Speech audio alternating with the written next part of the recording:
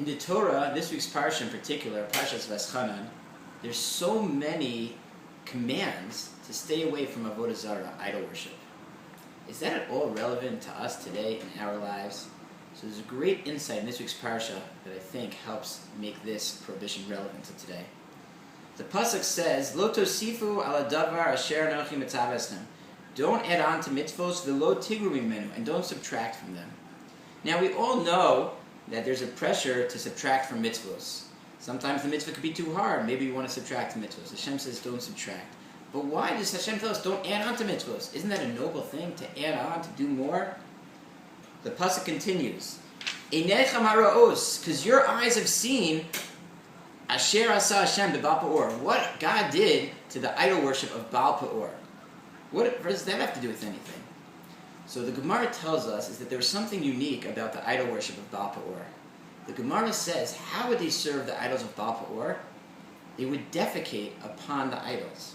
And in fact, the Gemara goes through stories, which I will not relate here, that the more the people disgraced the idol, the bigger the idol worship was considered. The bigger the worship, the greater it was. Rav Chaim Shmulevitz asks, what's the deal with this worship? All other idol worships, they praised their gods. They worshipped their gods. They did honorable things to their gods. They gave it gold and silver. But Ba'al Peor, they disgraced their gods? The root of the Avodah Zarah of Ba'al Peor, and really the root of all Avodah Zarah, is the idea that people don't want to be told what to do.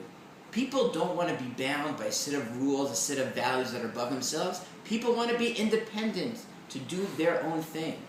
The idea of Ba'al Peor says, you know what? The rest of the world says their rules, that you have to respect your God. We're going against that. Whatever their rules are, we don't follow them. We disgrace our gods. We disrespect our gods. Nobody tells us what to do. That's the root of all idol worship, and that's the root of this verse. Hashem says, don't add on to mitzvos. Why would someone want to add on to mitzvos? Because I want to do it my way. I don't want anyone to tell me how to do it.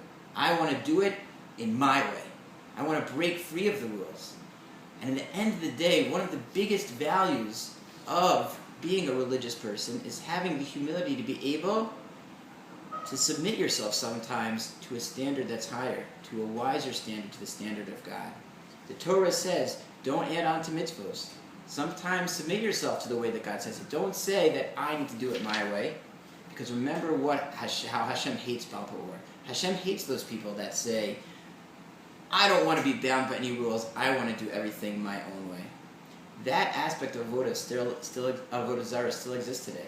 People want to break free of all the rules. They don't want to be limited. But we have to realize that when those rules are divine, and those rules are really for the better of the world and ourselves, there's a big value to submit ourselves to what's great and what's good. Shabbos.